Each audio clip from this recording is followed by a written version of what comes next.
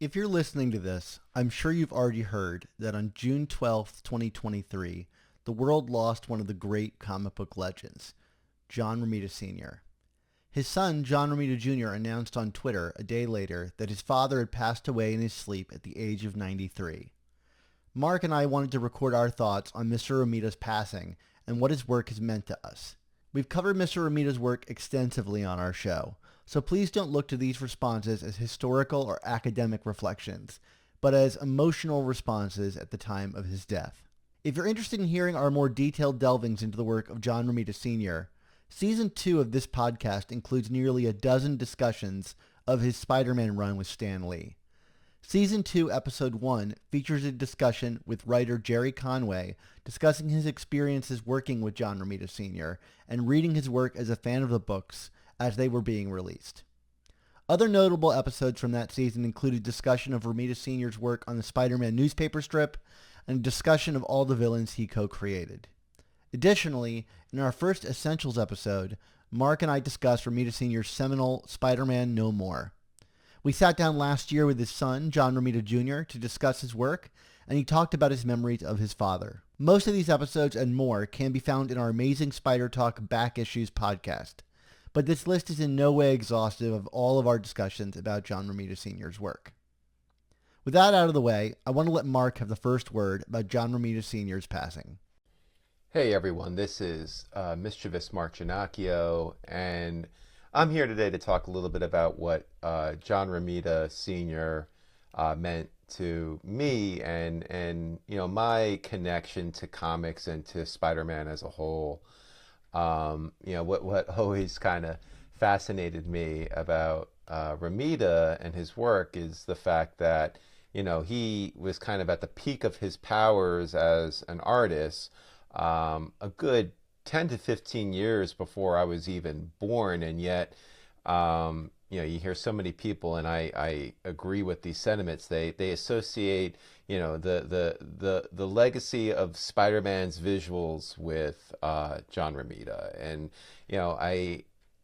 I can't think of a better way to put it. Like Romita's Spider-Man was my Spider-Man, even though my Spider-Man was really Alex Saviuk, and then frankly Tom McFarlane in the late 1980s. But Tom McFarlane, of course, leaned heavily on Romita's influences in terms of the large eyes and the Spidey mask. But more than just the visual references, it's just Romita popularized Spider-Man as an art form. And there are some people who say versus what Steve Ditko did as Spider-Man's creator, that Romita kind of made Spider-Man mainstream, and that's sometimes said in a derogatory way, and I just don't agree with that. I feel that I would like to think on this show, one of the things we aspire to do is to be inclusive as fans. We want all people's viewpoints and what they like or don't like to kind of be part of the conversation.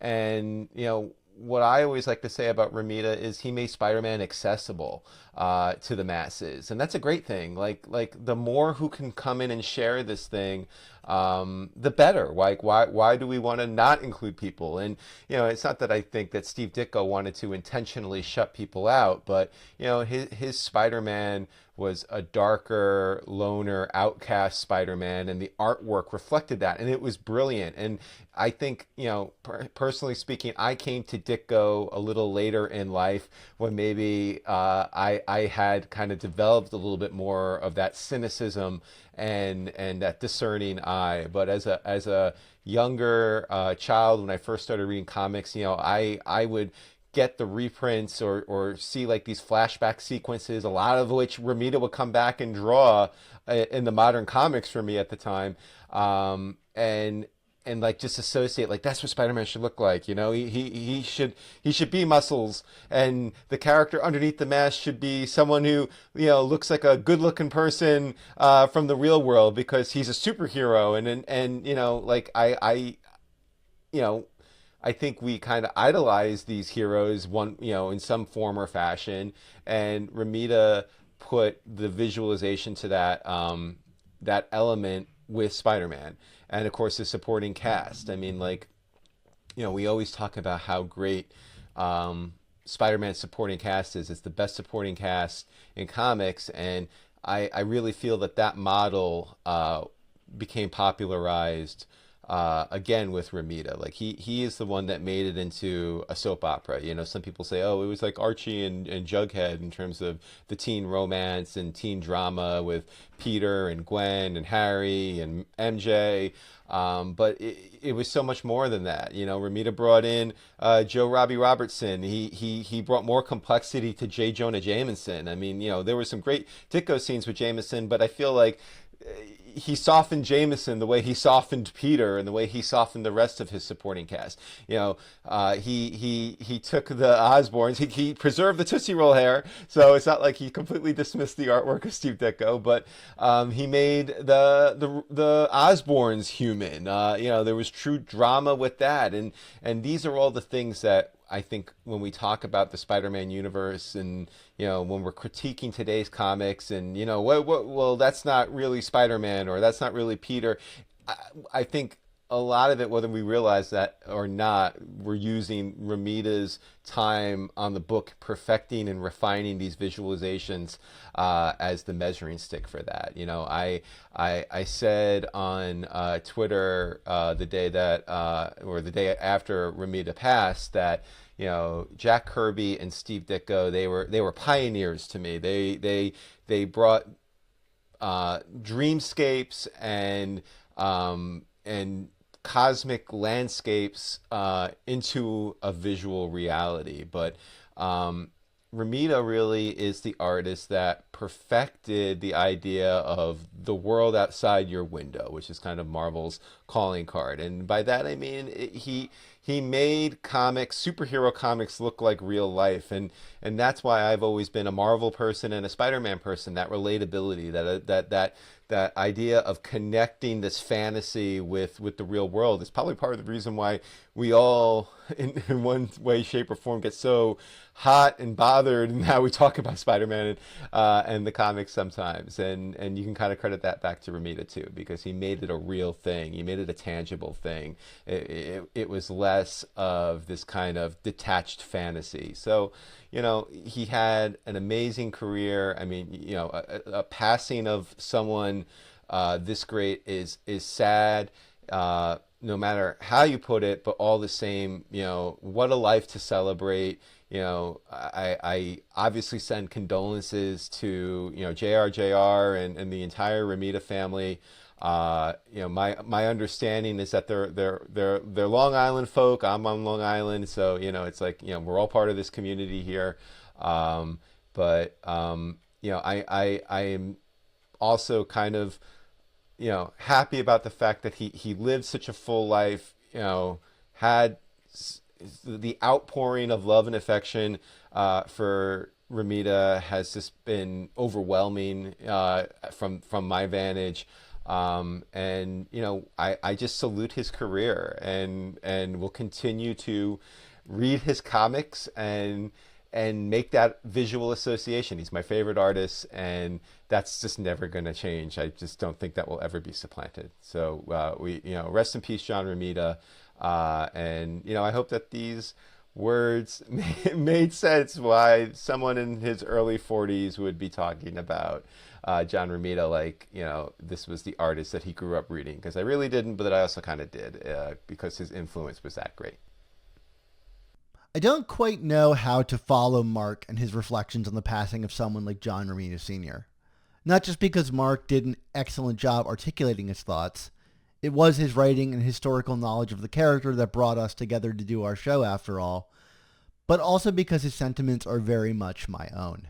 I also didn't grow up with John Romita Sr.'s artwork in a contemporary fashion.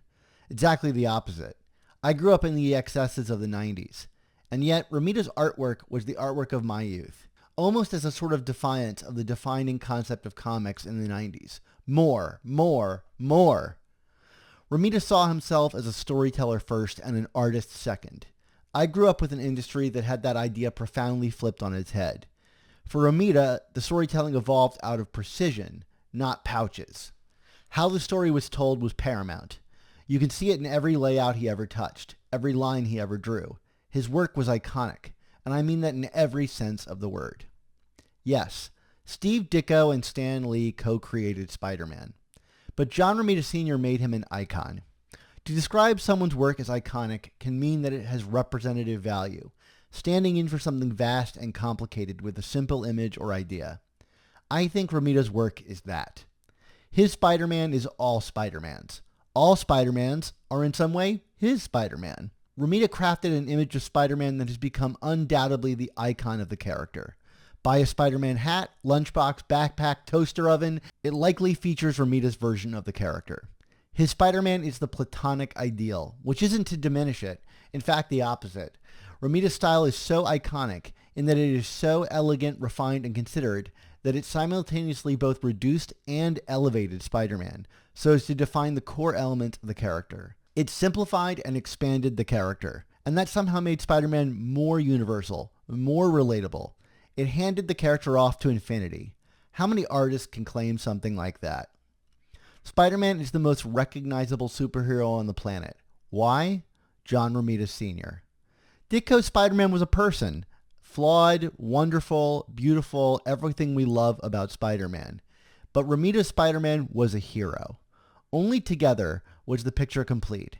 If Stan Lee and Steve Ditko are the fathers of Spider-Man, John Romita Sr.'s legacy deserves to be as the adoptive stepfather, and the good kind. So tremendous was his influence on Spider-Man, a character that he isn't credited with creating, that it dwarfs his legacy on characters he actually is credited with creating. Just for a start, he designed Wolverine, the Punisher, Black Widow, and Luke Cage, for God's sakes. The guy was the art director at Marvel for nearly 2 decades, overseeing a consistency on their products and defining what we know as Marvel to this day. And still, with all that influence, his work on Spider-Man stands the tallest. Sure, perhaps this is due to most people approaching these kind of topics with a layperson's knowledge, but I like to think of it as an acknowledgement of an earned legacy. In my eyes, that's how I'll remember John Romita Sr., an artistic great, my favorite Spider-Man artist, and the third co-creator of Spider-Man. And yet still, I think, in all of this, it seems the man's best creations extended beyond the page. And while I only met him briefly, and I'm thankful for the time that we shared, all accounts talk of what a wonderful person John Romita Sr. was. Not only as a colleague, but as a family man whose empathy touched all. Countless are the stories of his generosity to young artists, even on our show, as his son recounted time spent at the drawing board with his father. I've enjoyed reading all of the remembrances of Romita this week, soaking them up and adding to my understanding of the man. If his worth was measured alone in the generosity, kindness, and talent of his son, who bears his name, and likely inherited many of these attributes and talents from his father, his legacy would be rich. As for how John Romita Sr. touched my life, I'm not sure I'll ever be able to capture that profundity in words. Giving a young Dan Gvozden the gift of art, an appreciation for craft, the feeling of companionship, and a lifetime of entertainment cannot be valued. How do you quantify the value of experiencing true magic or feeling less alone? If you have a way, I'll be happy to recoup the Romita family for what they deserve. On my wall hangs a copy of Amazing Spider-Man number 50, with Romita's signature on it. When I handed him the comic, he turned it over in his hand and said, "This cover is my favorite." It's mine too. The iconic image of Peter walking away from a giant image of Spider-Man, his back turned as Spidey peers over his shoulder. Itself a perfect representation of the equally iconic image of Peter walking away from a trash can that holds his costume that can be found within the comic. There are no words to describe the richness of these images. Images that, while simple on the surface, are rich with complex, thoughtful design and show an artist, an icon, a storyteller with no equal, working at the absolute peak of what the medium can convey. I look to it often, and I'm reminded again of what I like about this character, this medium, and the work of Romita Sr. all over again. That's magic. Thank you again, John Romita Sr. My condolences to your family, friends, and to any reconciling with this great loss. You'll be missed, but your contributions will outlast us all.